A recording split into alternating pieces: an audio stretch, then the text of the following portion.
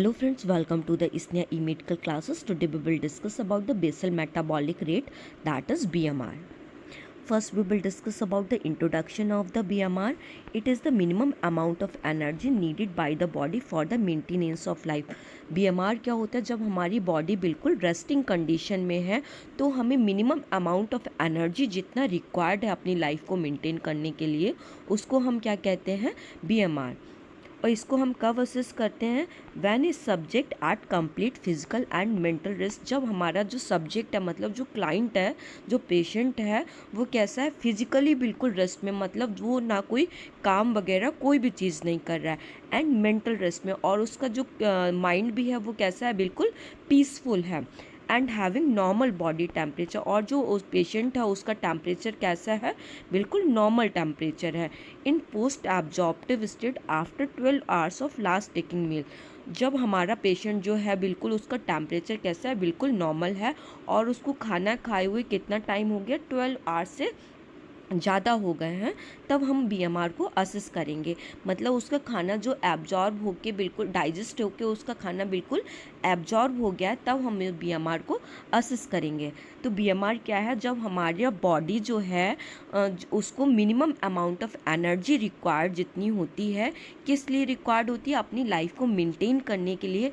कब रिक्वायर्ड है? जब हमारी बॉडी फिजिकल, मेंटल और उसका जो टेम्परेचर है बिल्कुल नॉर्मल है, और उसको खाना खाए हुए बिल्कुल 12 आवर्स हो गए, तब जितना अमाउंट ऑफ एनर्जी हमको रिक्वायर्ड होगी उसको हम क्या कहते हैं? Basal metabolic rate. Next one, definition of the basal metabolic rate. BMR is a measure energy required by the activity of resting body. BMR क्या होती है? हमारी बॉडी को जितनी एनर्जी रिक्वायर्ड होती है एक्टिविटीज़ करने के लिए. कब? जब हमारी बॉडी रेस्टिंग कंडीशन में है, तो उसको हम क्या कहते हैं? BMR.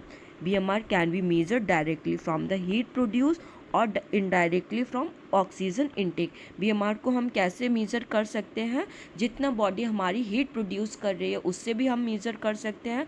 और कैसे मेज़र कर सकते हैं? इनडायरेक्टली वे में हम जितना हमारी बॉडी O2 का इनटेक करे, मतलब ऑक्सीजन का इनहेलेशन जितना हो रहा और कार्बन डाइऑक्साइड का जितना एक्सपेंडिचर हो रहा है, उससे भी हम BMR को असेस कर सकते हैं.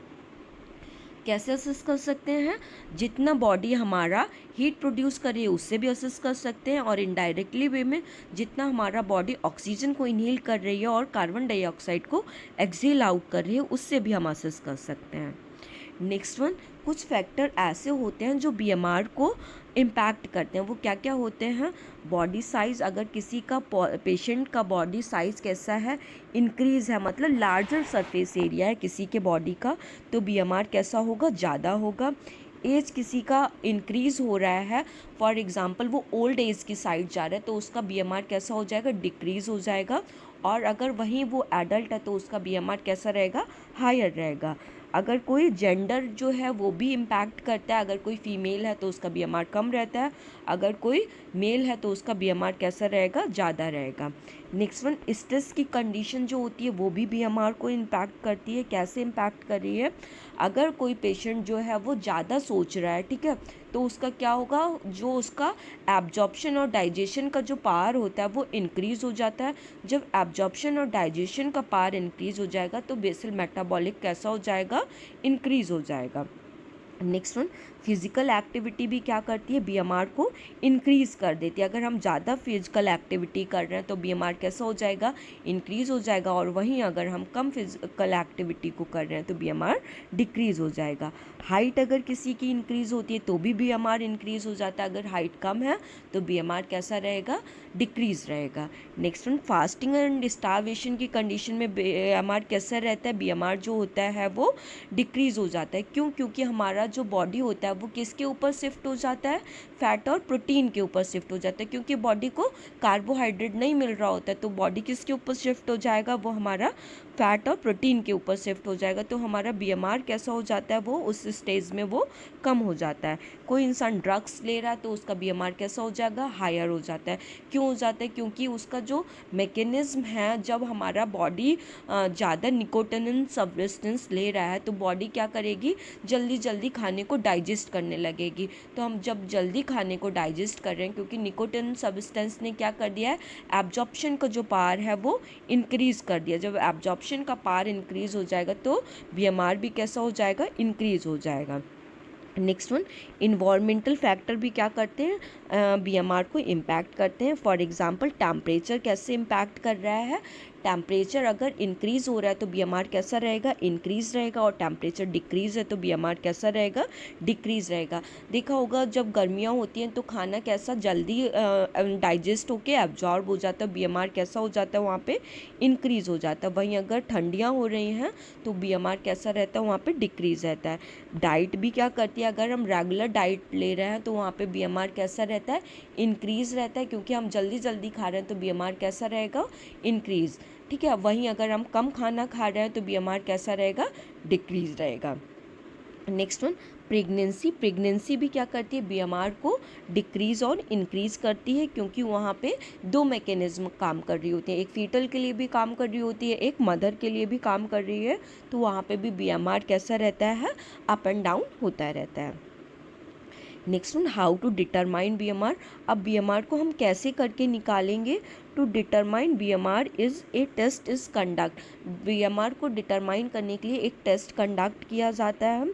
इन the test measure amount of oxygen consumed and carbon dioxide in exhaled. इस टेस्ट को कंडक्ट करने के लिए हम क्या असेस करते हैं, कितना ऑक्सीजन हमने इनटेक किया है और कार्बन डाइऑक्साइड को कितना हमने एक्सेल आउट किया है। Pre determined time is 6 to 8 minute. इस टेस्ट को कंडक्ट करने का टाइम कितना होता है, 6 to 8 मिनट। ये टेस्ट जो कंडक्ट किया जाता है 6 से 8 मिनट में ये पूरा कंडक्ट कर लिया जाता है।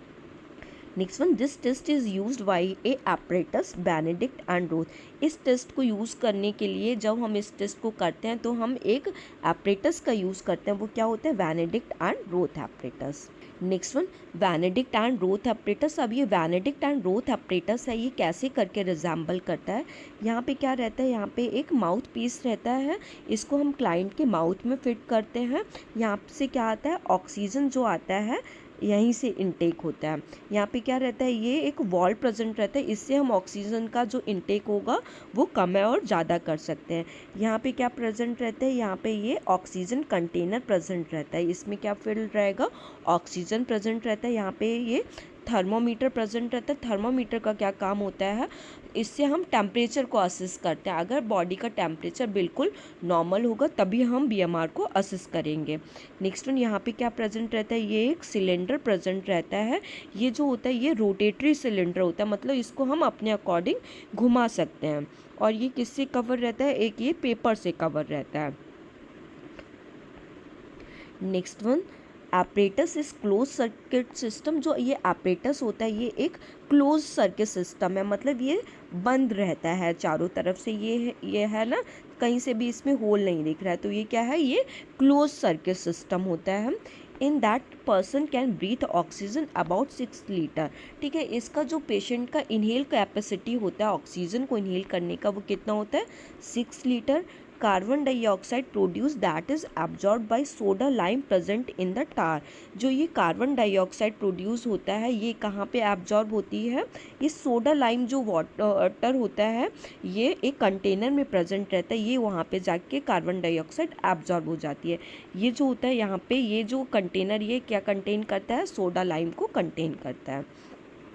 Next one, oxygen cylinder float on water present in outer tank. ये जो ऑक्सीजन सिलेंडर है जो बाहर प्रेजेंट रहता है, ये वाला जो सिलेंडर है ये जो बाहर प्रेजेंट रहता है और ये वाला सिलेंडर होता है, इसके अंदर क्या रहती है, ऑक्सीजन जो इनटेक करते हैं ये सारी ऑक्सीजन इसके अंदर ही चली जाती है। Next one, subject bear a nose clip and breathe through a mouthpiece, the oxygen is recorded on a graph paper. इसमें क्या करता है, जो सब्जेक्ट होता है मतलब जो क्लाइंट है हमारा, वो क्या करता है, एक नोज क्लिप पहनाते हैं हम उसको, फिर क्या करेगा वो माउथ पीस के थ्रू उसमें ऑक्सीजन को इनहेल करवाएगा। हम जितना इनहेल कर सकते हैं उसको हम किससे इनहेल करवाते हैं, एक माउथ पीस के थ्रू हम इनहेल करवाते हैं। और जो वो इनहेल कर रहा होता है उसके अकॉर्डिंग हम जो जितना वो इनहेल करता है उसको हम रिकॉर्ड किसके ऊपर करेंगे, एक ग्राफ पेपर के ऊपर हम रिकॉर्ड करेंगे कि उस पेशेंट ने 6 to 8 मिनट में कितना ब्रीदिंग लिया और कितना उसने एक्सेल आउट किया CO2 को। Since the subject is in post absorptive state, मैंने पहले ही बताया कब हमें इसे असेस करना, जब पेशेंट जो है वो 12 घंटे उसको खाए हुए हो चुके हैं, मतलब वो अपनी पोस्ट एब्जॉर्प्टिव कंडीशन में, उसका खाना खा के डाइजेस्ट हो गया पूरा और खाना खा के पूरा वो एब्जॉर्ब भी हो गया, तब हम उसको वो जो असेस होगा उसको हम BMR को करेंगे। Next one, calorie value 1 litre oxygen 4.8 kilo calorie. जो 1 लीटर ऑक्सीजन होता है वो कितना कैलोरीज देता है, वो 4.8 किलो कैलोरीज देता है। इसमें क्या क्या करना है हमको, पेशेंट को ऑक्सीजन का जो कप होगा, ये वाला जो कप है इसको हमें पेशेंट के अंदर लगाना है, पेशेंट से कहना है इनहेल और एक्सहेल करने के लिए। जो यहाँ से क्या होगा, ये जो वाटर है यहाँ पे सोडा लाइम वाटर जो प्रेजेंट है, इसमें क्या होगा जाके जो CO2 एक्सहेल आउट करेगा इसमें ही जाके वो एब्जॉर्ब हो जाएगी। और पेशेंट का जो रिकॉर्डिंग होगा उसको हम किस पे रिकॉर्ड करेंगे, ग्राफ पेपर में। कैसे रिकॉर्ड करेंगे, वो 6 to 8 मिनट के अंदर वो कितना इनहेल कर रहा है और कितना वो एक्सहेल आउट कर पा रहा है। ठीक है, जितना वो इनहेल आउट और एक्सहेल आउट कर पा रहा होगा वो हमारा क्या रहेगा, BMR रहेगा। Thank you so much class. That's all for today. If you like my video, kindly subscribe my channel and do like and comment below.